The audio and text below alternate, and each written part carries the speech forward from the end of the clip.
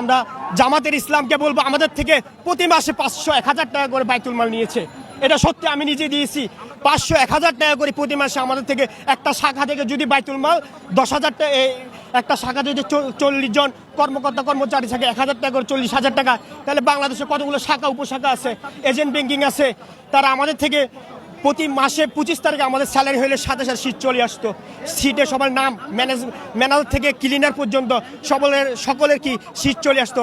10,000 টাকা করে, 2,000 টাকা, 5,000 টাকা, যার ইয়া অনুযায়ী, পদবি অনুযায়ী চলে আসতো। তো আমরা 1,000, 5,000 করে আমাদের যখন চাইতো, আমরা সাধারণ ব্যাংকার হিসেবে আমরা 1,000, 5,000 যখন যাইতে পেতাম এই বাইতুল মালের টাকা দিয়েছি।